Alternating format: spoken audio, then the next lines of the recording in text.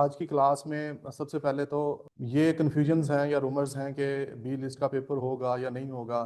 अगर थोड़ा सा भी इंसानी फितरत है, बंदे के जहन में ये बात आ जाए इस तरह की, तो तैयारी में वो कंसंट्रेशन नहीं रहती। फिर बंदा चाह के भी उस तरह से प्रिपेयर नहीं खुद को कर सकता। तो आप इस बात को लेके चलें कि पेपर होगा लाजमी इसका। वैसे जो लोग ये सोच रहे हैं कि पेपर नहीं होगा इस वजह से कि लोअर कोर्स जो हैं वो नहीं हुए, जो ऑलरेडी बी वन में दर्ज हैं, क्योंकि बी वन की सीटें खाली होती हैं जब जिन लोगों ने बी वन कर लिया है, आप ये लग रहे कर लेंगे बी वन, तो जब लोअर कोर्स का रिजल्ट आ जाएगा तो सी वन में प्रमोट हो जाते हैं, फिर बी वन की सीटें खाली हो जाती हैं। तो पहली बात तो ये कि इसका किसी प्रमोशन से ताल्लुक नहीं होता कि आप ये कहें कि आगे प्रमोशन के लिए सीटें खाली होंगी तो ही बी वन में बंदे दर्ज होंगे। तो बी वन इस लिहाज से लाजमी नहीं है कि लोअर क्लास कोर्स चले तब ही बी वन का पेपर हो। और ऐसा भी कभी नहीं होता कि किसी डिस्ट्रिक्ट में जीरो सीट्स हों बी वन की। कुछ ना कुछ सीट्स तो लाजमी खाली होती हैं।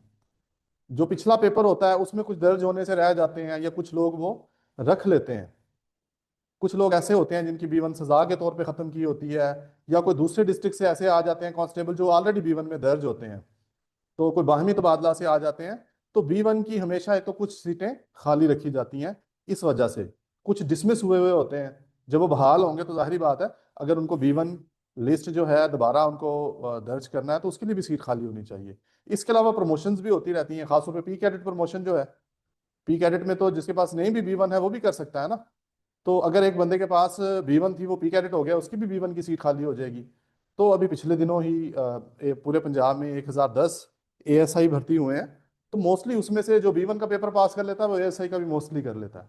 जिसने कभी बी वन का भी नहीं किया, बहुत कम रेशो होती है कि वो एएसआई का पेपर पास कर लें। तो ज़्यादातर वही होंगे जिन्होंने एलिस का, तो वो सीटें भी खाली होंगी। अगर किसी डिस्ट्रिक्ट में 80 सीटें या 100 सीटें थी तो 20-25 जरूर होंगे उसमें जो बी वन में भी दर्ज होंगे। तो ये सीटें भी वैकेंट इसमें होंगी। दूसरा आपको बताया कि ऐसे नहीं होगा कि लोअर कोर्स ना चलने की वजह से ये सारा प्रोसेस रुक जाए, क्योंकि उन्होंने भी आगे लोअर कोर्स करना है, फिर उन्होंने प्रमोट होना है। फिर इधर पेपर का बार बार तो नहीं पेपर लिया जा सकता। तो आईजी साहब भी कंसर्न है प्रमोशन के हवाले से। तो मेरा ख्याल है कि वो पेपर डिस्ट्रिक्ट्स लेंगे और इन्हीं सीटों पे भी पेपर ले सकते हैं। और ये भी ऐन मुमकिन है, जिस तरह पिछली दफा 2025 में जो कांस्टेबल की भर्ती हुई है, तो एक साल के लिए उन्होंने बाकी जो बंदे बचे हैं, जो सीटें नहीं थी, उन्होंने वेटिंग में रख ली हैं। वो 3 दफा वेटिंग लिस्ट, 3 दफा सीटें आई हैं कांस्टेबल की, और उन्होंने वेटिंग लिस्ट से बंदे उठा लिए हैं। और पीपीएससी ने भी अब यही एक अमेंडमेंट कर दी है पिछले साल नवंबर में, 2025 में, कि अगर डिपार्टमेंट ये चाहेगा कि जो नई सीटें आई हैं एएसआई या सब इंस्पेक्टर की, वो जो पहले से नॉट रिकमेंडेड बंदे हैं जो नहीं हो सके, अगर डिपार्टमेंट एग्री होगा तो वहां से वो बंदे उठा लेंगे। मतलब अगर कम सीटें भी हैं तो ये भी मुमकिन है कि ये इस तरह लिस्ट लग जाए कि फिर जो दोबारा जब लोअर तो होना ही होना है, 2 महीने बाद हो जाए, 3 3 महीने बाद हो जाए, तो लोअर क्लास कोर्स तो होना ही है। जब वो कोर्स हो जाएगा तो नीचे से बंदे उठा लेंगे। और ऐसे भी हो सकता है कि प्रोविजनल एक लिस्ट जारी कर दें, और ऐसा हो भी चुका है। मुल्तान में भी हो चुका है, मैंने आप लोगों को बताया भी था। मुल्तान में ऐसे हो चुका है 2016-17 में, एहसन यूनुस साहब ने जितनी सीटें थी वो बंदे बी वन में दर्ज कर दिए। जिन लोगों ने लोअर कोर्स करना था, जितने बंदे थे उतने बंदे एडिशनल उन्होंने पास कर दिए कि जब वो कोर्स करके आए तो फिर इन लोगों के ऑर्डर कर दें।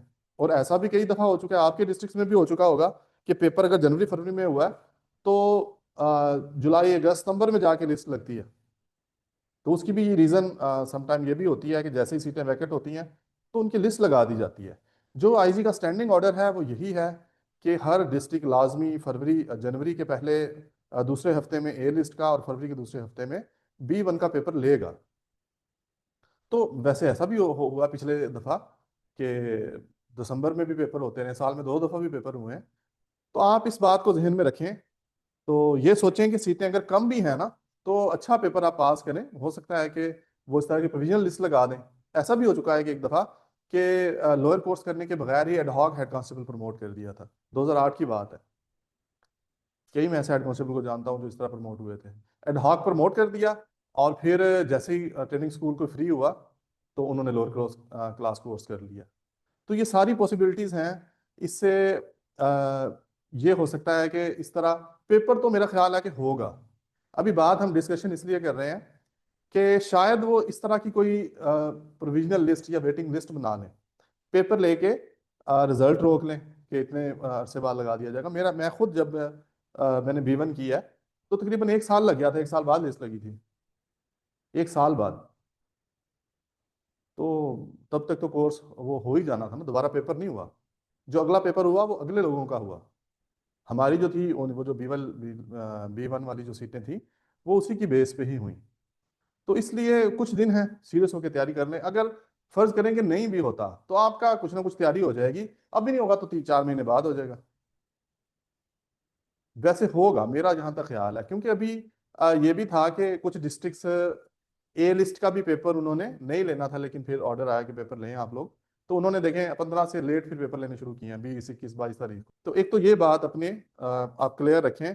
पहला जो हमने बात करनी थी इस पे, कि आप तैयारी जरूर अपनी जारी रखें। अच्छा मौका है ये। तो फिर ऐसा ना हो कि आप लोग सीरियस होकर तैयारी ना करें कि सीटें कम है, फिर वो प्रोविजनल लिस्ट बना लें जितने 100-200 बंदों की जितनों की उन्होंने बनानी है, फिर आप कहेंगे चलो मैं इस लिस्ट में तो आ जाता, जो प्रोविजनल लिस्ट है। ठीक है। अच्छा, अब पेपर के हवाले से बात कर लेते हैं। पिछले दिनों ही ए लिस्ट के डिफरेंट डिस्ट्रिक्ट्स में पेपर हुए हैं। यहाँ पे भी पेपर हुआ है और चेकिंग की ड्यूटी भी थी मेरी। तो मैं चेकिंग के पॉइंट ऑफ व्यू से, या एग्जामिनर जो होता है या जो चेक करते हैं उनके पॉइंट ऑफ व्यू से, कि उनकी क्या साइकी होती है, कैसे आपको करना चाहिए और कौन सी चीज़ें हैं जिनसे अवॉइड करना चाहिए, वो अभी मैं डिस्कस करता हूँ। अगर उस तरह के बहुत कम पेपर थे, बहुत अच्छा किसी ने भी नहीं लिखा हुआ था, 70 के करीब मैंने पेपर चेक किए हैं। बहुत अच्छा ऐसा पेपर कोई भी नहीं था कि बहुत ही आउटस्टैंडिंग और लाइन बाय लाइन किसी ने लिखा हो, और ऐसा पॉसिबल भी नहीं है। लेकिन जिसका पेपर का स्ट्रक्चर अच्छा था, उसने कुछ चीज़ें अंदर लिखी हुई थी, तो उसको नंबर फिर भी उसको ठीक नंबर मिले हैं। तो जिसने थोड़ा सा भी इसका ज़िमन का और इन चीज़ों का ख्याल रखा है उसको पूरे नंबर मिले हैं। बाकी इस चीज़ की बिल्कुल भी ज़रूरत नहीं होती कि आप लफज ब लफज किताब वाला लिखें, या जो कानूनी टर्म्स होती हैं उनको हूबहू लिखें। आप मेन चीज़ें, जैसे अगर PPC आप लिख रहे हैं, PPC में अगर किसी दफ़ा की तारीफ है, चलो तारीफ आपने लिख दी, उसकी सज़ा और जुर्माना जो है वो आप ठीक लिख दें। वो चाहे जैसे भी PPC में लिखा हुआ है, आप अपने अल्फाज में लिख दें कि इस दफ़ा के तहत अगर कोई इस दफ़ा का मुर्तकब होगा, उसको इतनी साल सज़ा और इतना जुर्माना होगा। आमतौर पर लिखा होता है दोनों किस्मों में से किसी एक किस्म की सज़ा दी जाएगी, या इसके मुर्तकब अशखास को इस तरह की। तो मुर्तकब अशखास, इस तरह की चीज़ें अगर आपको सही तरह मेमोराइज नहीं भी होती तो कोई इसका इम्पैक्ट नहीं पड़ता। लेकिन कोशिश करेंगे ये चीज़ें जो PPC अगर है, अगर एक उसकी सारे PPC के ज़िम्मन की एक ही सज़ा नहीं है, सारे सेक्शंस की एक से ज़्यादा सज़ाएं भी हैं। पेपर का जो हल करने का तरीका है वो देख लेते हैं। सबसे पहले तो क्वेश्चन पेपर भी आपके पास आता है ना, उसके हिस्से बने होते हैं। ए लिस्ट के पेपर के आपने हिस्से देखे थे, 5 हिस्से होते हैं आमतौर पे। कुछ डिस्ट्रिक्ट्स ने उसके 3 हिस्से बनाए हुए थे, किसी ने 4 बनाए हुए थे। ठीक है, कुछ ने जनरल नॉलेज के हिस्सा के अंदर ही मजामीन रखे हुए थे।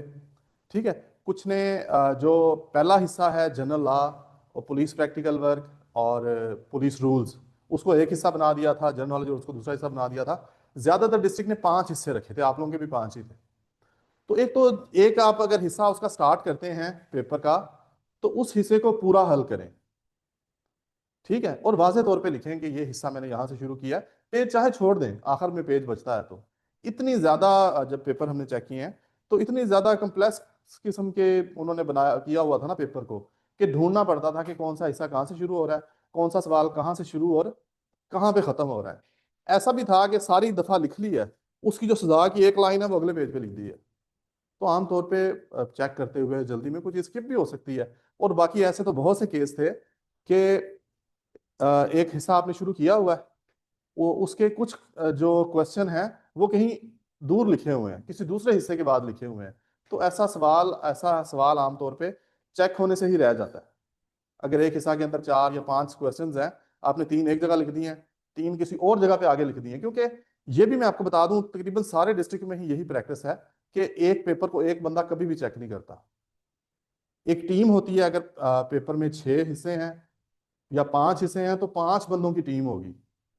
2-3 बंदे एक्स्ट्रा होंगे जो टोटल वगैरह करते होंगे, चेक करने वाले 5 बंदे होंगे। जितने हिस्से होंगे उतने चेक करने वाले बंदे होंगे। हर बंदे ने सिर्फ अपना मुतलका हिस्सा चेक करके आगे दे देना। ये ट्रांसपेरेंसी के लिए भी किया जाता है, ट्रांसपेरेंट सिस्टम के लिए, कि एक बंदा, मेरे पास किसी का पेपर आ भी जाए, मैं किसी ना किसी तरह मुझे पता चल जाए कि वैसे तो उस पर फिक्टिशियस नंबर लगे होते हैं, कोई आ भी जाए तो मैं ये नहीं कि पूरा पेपर ही उसका मैं चेक करके उसको अच्छे नंबर दे दूं। और ये भी, एक बंदा ज्यादा नंबर देने वाला है, कम देने वाला है, जो मेरे पास आ गया मैं उसको पूरे पेपर के ज्यादा नंबर दे दूं, हर सवाल के मतलब पूरे पूरे नंबर दूं, जो दूसरा है वो हर सवाल के आधे आधे नंबर दे। एक सख्त चेकिंग और नरम चेकिंग का भी फर्क होता है ना। तो इस तरह दोनों चीजें जो हैं वो बैलेंस हो जाती हैं, इसलिए एक बंदे को बंदा कभी भी पेपर नहीं चेक करता। हम इतने अरसे से कर रहे हैं, कभी भी ऐसा नहीं हुआ कि एक बंदे को पेपर दे दिया कि पूरा करें। एक बंदा पेपर चेक कर रहा होता ना, तो फिर आपका इस तरह का जो है गलती वो कंपनसेट हो सकती है कि चलो मैं चेक कर रहा हूँ कि ये हिस्सा है, आगे इसने एक सवाल कर दिया। जब मैंने अपना हिस्सा करके आगे देना है, पूरा पेपर को खंगाल के इतना टाइम नहीं होता करने का। करना तो चाहिए वैसे चेक करने वालों को, लेकिन आपकी किस्मत है कि वो कितना पेन लेके चेक करता है। वरना तो वो जहां होगा, जहां हिस्सा दोम उसके पास है, वो हिस्सा दोम जहां पे खत्म होगा अगले बंदे को पकड़ा देगा। वो पेपर में एक एक करके सवाल ढूंढना ये पॉसिबल भी नहीं है, मैं आपको बता दूं। अगर आपने ऐसे किया है तो बहुत से आपके ऐसा होगा कि आपके सवाल चेक होने से कोई ना कोई रह गया हो। वैसे रीचेकिंग भी होती है, लेकिन पॉसिबिलिटी है ये भी। तो अभी हल करने का तरीका देख लेते हैं कि आपने जैसे हिस्सा लिखा है ना, फॉर एग्जाम्पल हिस्सा अव्वल है। आमतौर पे हिस्सा अव्वल जो होता है वो जनरल लॉ का होता है। इसमें उसमें भी जनरल लॉ का ही होगा पहला हिस्सा। आपने जनरल लॉ लिख देना पहला हिस्सा, ठीक है, इसको प्रोमिनेंट कर देना है। लाइनें छोड़ने की कोशिश करें, साथ साथ लिखने की कोई जरूरत नहीं है। कोई किसी को गुस्सा नहीं आता कि यार इस बंदे ने आधा पेज खाली छोड़ दिया है। अगर घुसा के अंदर लिखा होगा फिर भी चेक करने वाले को गुस्सा आता है। छोटी क्लासों में होता है ना, बच्चे को कह रहे होते हैं कि ये क्यों छोड़ा, ये क्यों करा, तो जहन में ये बात बैठी होती है कि मैं लाइनें छोड़ूंगा तो चेक करने वाले को वो ना हो। तो यहाँ तो कोई नहीं जानता होता। आप जितना खुला करके लिखें कोई मसला नहीं है। जैसे आपका सवाल खत्म होनी चाहिए, तीन चार लाइनें पढ़ी हैं, उसको छोड़ दें, चेक करने वाले को फैसिलिटेट करें, वो आपको अच्छे नंबर देगा। वो लाइनों का ये नहीं करेगा कि इसने लाइनें छोड़ी हुई हैं। अच्छा, इसके बाद फिर ये दरमियान में लिख दिया है ना, वो जैसे भी आपका स्ट्रक्चर है, लाजमी नहीं कि यही वाला फॉलो करें। मैं सिर्फ ये बता रहा हूँ कि थोड़ा अलग अलग चीजें नजर आए। सवाल नंबर एक है, सवाल तरतीब से उसमें कर लें, या एक हिस्से के अंदर जो सवाल है ना वो आप तरतीब आगे पीछे कर सकते हैं। लेकिन और ये भी है कि जो हिस्सा आपको अच्छा आता है उसको पहले भी कर सकते हैं। पुलिस पहले अभी जो B1 का पेपर होगा, पहले लोकल एंड स्पेशल लॉ का हिस्सा अगर आपको आता है आप कर सकते हैं, पहले ऐसे आता है आप कर सकते हैं। लेकिन अगर आपको सारा पेपर ही ठीक आता है, मुनासिब आता है, तो तरतीब से ही करें तो ज्यादा बेहतर है। अच्छा, इसके बाद जो सवाल उन्हें पूछा होता है, फॉर एग्जाम्पल सवाल है, सवाल को दोबारा लिखने तो ज्यादा बेहतर है। टाइम को इतना ज्यादा भी नहीं लगता इस पे। सवाल नंबर एक है, मिसाल के तौर पे जो भी सवाल है आपने इसका जवाब शुरू करना है। सवाल एक दफा लिख दिया, दोबारा जवाब भी लिख दें, क्योंकि सम टाइम छो नहीं नहीं, सवाल लिख दें पूरा जो पेपर में आया हुआ है सवाल, उसको लिख दें। या फिर सवाल अगर आपके पास टाइम नहीं है, सवाल लिखें, उसका जितना जुज है वो जुज भी लिखें जो आप जुज अटेम्प्ट कर रहे हैं। ठीक है, सवाल नंबर एक फॉर एग्जांपल ये सवाल था, इसका फर्दर कोई जुज भी है, अलिफ या बे है, इसका ए पार्ट है, या ये वाली नंबरिंग होती है या ये वाली नंबरिंग होती है, सब पार्ट्स की। फॉर एग्जांपल ये क्या है, इश्तिहारी करार देने का तरीका।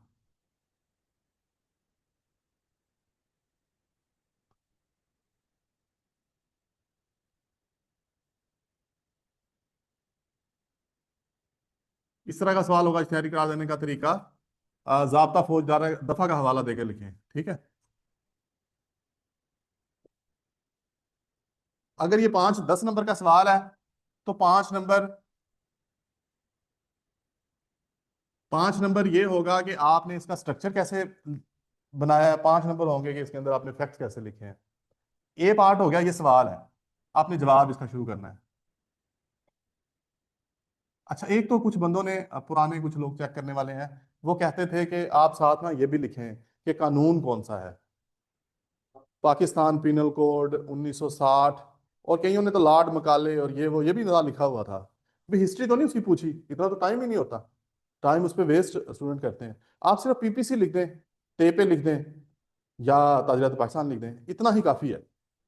वो सवाल में उसने बताया होता है जो पूछना है। अगर उसने दफा सवाल दफा पूछी है ना, 87 अगर पूछी है, साथ जवाब फे या ज़ाब्ता फौजदारी उसने लिखा होता है। ऐसा नहीं होता कि वो पूछ रहे दफा और साथ हवाला ना दिया हो कौन सा है। ठीक है, आपने जवाब लिखना है दफा 87 जवाब है। ये दफा का हवाला हो गया जो उसने पूछा हुआ था। यहाँ पे आप इसका हेडिंग लिख दें। हेडिंग कोशिश करें थोड़ा सा आगे से शुरू करें।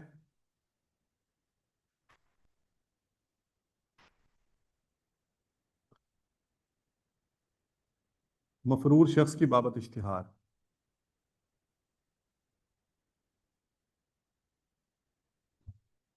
अस्सलाम।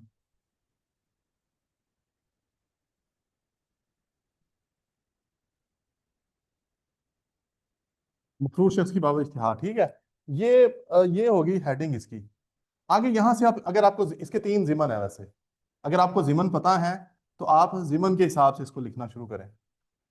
ठीक है, कि अगर अदालत को इत्मीनान हो गया है कि वो समन की तामील होने की तामील ना होने की वजह से रूपोश हुआ है, ठीक है, तो उसके इश्तिहार जारी करेगी। आप लोगों के पेपर में आया भी हुआ था ये सवाल।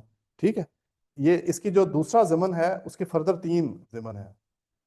पहले में है कि अगर अदालत को ये पता चल जाए कि इश्तिहारी इस वजह से छुपा है कि उसमें समन की तामील ना हो, ठीक है, अपने अल्फाज में आप लिख लें। दूसरा है कि ऐलान इसका कैसे किया जाएगा, इशाअत कैसे की जाएगी ऐलान की। ठीक है, उसकी इशाअत आगे दो तीन उसके हैं कि पढ़ के सुनाया जाएगा और उसका तमील कराया जाए, जो भी उसका तरीकाकार है। ठीक है, और एक बंदे लिखा हुआ था कि व्हाट्सएप ग्रुप में शेयर किया जाएगा। व्हाट्सएप ग्रुप्स का भी उसने लिखा था कि व्हाट्सएप ग्रुप्स में शेयर किया जाएगा। ये वाक्य लिखा हुआ था, मैं जुनेद साहब को भी दिखाया कि ये बंदे ने ये लिखा हुआ है कि व्हाट्सएप ग्रुप्स में शेयर किया जाएगा। अच्छा। अच्छा, तीसरा है कि अगर अदालत को यो वो दे दे बयान अल्फी जो मैं हाजिर हो जाऊंगा और फिर उसका ये ऐलान जो है उसको वापस ले लेगी। तो इस तरह एक स्ट्रक्चर, पहला जिमन, दूसरा जिमन, उसके सब जिमन है, फिर तीसरा जिमन। चलो नाम भी याद रहे सम टाइम। पूरे नंबर देने के लिए अगर ये 10 नंबर का सवाल आ जाए ना तो फिर ज्यादा कंसर्न होते हैं। आपके 4 नंबर का सवाल था तो जिमन का इतना ज्यादा नंबर नहीं काटे किसी के। अगर आपने सही लिखा हुआ है पूरे नंबर दे दिए बगैर जिमन के भी, क्योंकि 10 नंबर, जब 10 नंबर का सवाल है तो फिर ये डिमांड करते हैं कि आपने सही सही सारी चीजें लिखी हुई हों। 10 नंबर का आ जाता है 87 88, कई पेपर में आया हुआ है। दफा 87 88 का इकट्ठा ही 10 नंबर का आया हुआ है दोनों दफा। वो 88 इससे भी थोड़ी लेंथी वो है। अच्छा, इस तरह आपने वो करना है। अगर कोई एक आध सवाल है एक पेज छोड़ दें, कुछ नहीं होता, आखिर में बजाय उस पर लाइन लगा के आ जाएं। अगर पेज पे आपकी नई जगह बनती, जरूरत से ज्यादा जगह छोड़ लें, अगला तब कर लें अगर कुछ नहीं आ रहा तो। लेकिन इन पेपर के उसमें केस में आपने हिस्सा हर एक साथ साथ लिखना है। ये अब मैंने चेक किए, ये मुदस्सर ने मुझे बताया कि मैं जो हिस्सा है वो और जगह पे लिखा आया था। तो मैंने यकीन करें शायद ही कोई पेपर देखा हो कि कहीं इसका कोई आगे कोई हिस्सा तो नहीं है।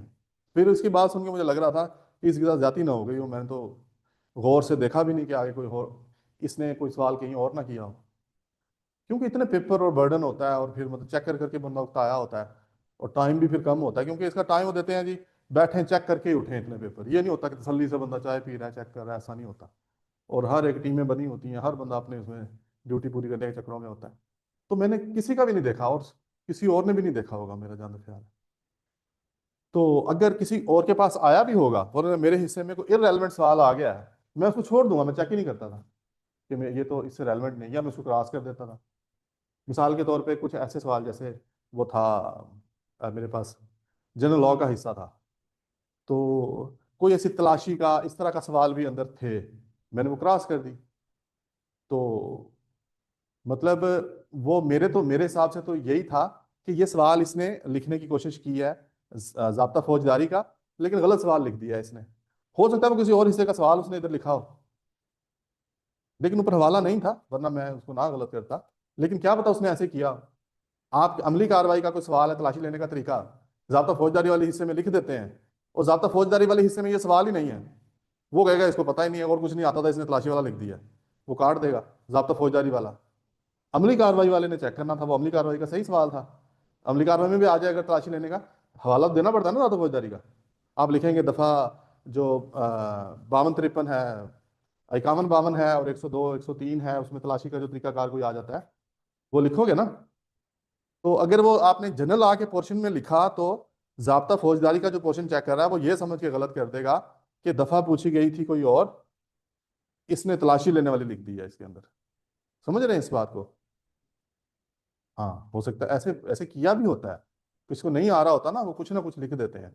जैसे 186 आपका आया हुआ था कार्य सरकार में, वो मुजाहमत वाला, वो 353 के ही बंदे लिखा है कंफ्यूज होके, जबरे मुजरमाना के सरकार मुलाजिम को डराना।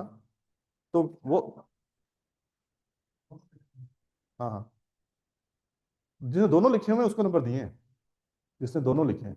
उसने एक हवाला भी दे दिया, वो चलो एक प्लस पॉइंट भी हो सकता है, या इरेलीवेंट भी हो सकता है, उसका कोई मसला नहीं है कि चलो इसको इससे रेलिवेंट जो है उसमें हमला करना है, एक में है जबरे मुजरमाना से ट्राई, तो वो चले ठीक है।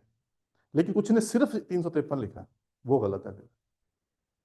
बस आज यही आपसे जो डिस्कस करना था। आप लोग कोई क्वेश्चन पूछना है तो पूछ लें, मैं फिर जुनेद साहब को बुलाऊं। हाँ बिल्कुल, और देना चाहिए, पूरे नंबर के लिए जरूर देना चाहिए। पुलिस रूल में आप हवाला हमेशा देंगे। पुलिस रूल तरीकाकार है, उसके मोस्टली प्रोसीजर्स जो हैं वो आप ज्यादा फौजदारी से लेते हैं ना। हाँ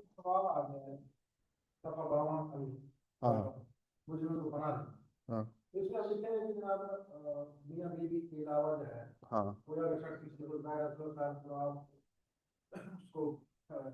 हाँ हाँ हाँ, वो कुछ भी फराहम करता है। हाँ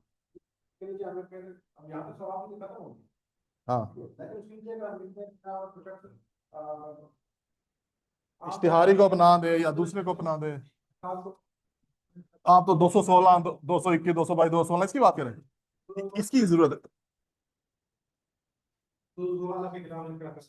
अगर नहीं नहीं, वो अगर उसने पूछा ना दफा 52 और एक तारीफ पूछी है, तो अब तारीफ ही लिखेंगे, एक्स्ट्रा क्यों डाटा लिखेंगे उसमें। अगर उसने इस सवाल पे भी मुनसर है कि क्या पूछा है, जब उसने दफा का हवाला दिया उस दफा में जितना है वो लिख दें बस। और कहाँ से आपने तरफ से तो नहीं लिखना, फिर से वो बुला लें। और वो देगा ही नहीं कोई, 6 नंबर का सवाल और कहे दफा 52 के बारे में लिखें, वो कोई भी नहीं देगा। जो 52 तक है ना, 1 से 52 तारीफात हैं, वैसे 52 तक तारीफात है, 52A उसमें नहीं आता। तो 53 आगे मेरे ख्याल से सजाएं हैं। तो यहाँ तक जो तारीफात हैं, ये तारीफात एक एक दो दो नंबर के सेक्शन में ही आती हैं, पेपर बनाने वाले को ये तो पता होता है। लेकिन ये है कि तलाशी का अगर पूछ ले ना कोई, कि तलाशी का आप लिखें, तो फिर उसमें आप जामा तलाशी, खाना तलाशी, गाड़ी की तलाशी, अमली कार्रवाई में आए तो ये चीज़ें आपको लिखनी चाहिए उसमें। फिर तलाशी के तरीके अगर आ जाए, वो स्पाइरल मेथड होता है, इस तरह के जो मेथड है, सर्कल, स्पाइरल और ग्रिड, देखे हुए हैं ना तरीके आपने। हाँ हाँ हाँ,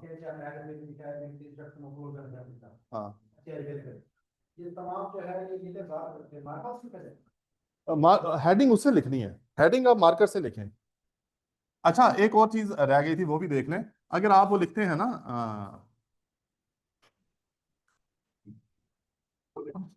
क्या आया हुआ था आपके पेपर में चोरी का, 379 था। हाँ हाँ, ये सरका की सजा थी। हाँ कोई बात नहीं, वो लिख सकते हैं। हाँ वो लिख सकते हैं, कोई मसला नहीं है। अच्छा, इसकी सजा आपने लिख दी, फिर बंद मुकाम में अक्सर का भी था। तो आप अगर सजा किसी की लिखनी है ना, तो दोनों किस्मों में से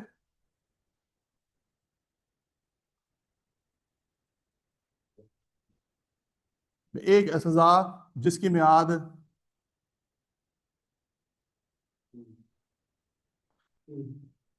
अच्छा कुछ बंदों ने 3 ऐसे लिखा हुआ था, वो नजर ही नहीं आ रहा था। आपने जब भी सजा लिखनी है ना, साथ फिगर जरूर लिख देना है, ये बात आपने जरूर करनी है। चेक करने वाले के लिए भी आसानी होती है, आपका वो भी सही नहीं होता। कुछ बंदों ने 10 लिखा, कोई कुछ बंदे कंफ्यूज थे, उन्होंने ऐसे भी लिखा हुआ था, किसने किस तरह, कुछ ने खाली जगह भी छोड़ी हुई थी। आप जुनेद साहब आएंगे, आप इनसे पूछे, मैंने इनको दिखाई है। उसने जिसकी मियाद डैश हो सकती है, उसने कहा कोई अच्छा बंदा कोई होगा, लिख के मुझे नंबर दे देगा। ऐसे ऐसे भी लिखी हुई थी। नहीं नहीं, ऐसे तो नहीं, जाति किससे क्या कर। अच्छा बात सुने, ये और जुर्माना, ठीक है, कुछ का होता है जुर्माना, और कुछ में जुर्माने की अमाउंट भी होती है, उसने अपने अमाउंट लिखनी है, इसमें तो नहीं है। वैसे अगर जुर्माना हो तो उसकी 3,000, 3,000 आगे आपने फिगर में जरूर लिख देना है। और अगर इसको प्रोमिनेंट करने का टाइम हो तो आपने इसको प्रोमिनेंट भी कर देना है, ठीक है। पेपर जब आप दे लें तो सम टाइम होता है ना, एक बंदे का इतना अच्छा पेपर था, जुनेद साहब मेरे साथ में, मैं डिस्कस कर रहा था, मैंने कहा इतना अच्छा पेपर है, जुनेद साहब का ही पोर्शन था, उसने बा फिक्रा गलत लिख दिया। तो ऐसे लग रहा था कि इसने ना मतलब पता नहीं चला इसको, अंदर उसने ठीक रेफरेंस दिया हुआ है, बाहर हेडिंग गलत लिख दी है। तो पेपर एक दफा पढ़ना जरूर है आप। एक तो पढ़ना क्या है, आपने मार्कर ले लेनी है, जो आपने सजाएं लिखी है ना, उन सजाओं को मार्कर के साथ ब्रैकेट में करते जाना है, आखिर में अपने बाब फिक्रा जो है ना, बाब फिक्रा को मैच कर लेना है एक दफा जरूर, क्योंकि बंदा रवानी में लिख रहा होता है ना, सही चीज भी गलत लिखी हुई होती है, पता नहीं चलता उसका।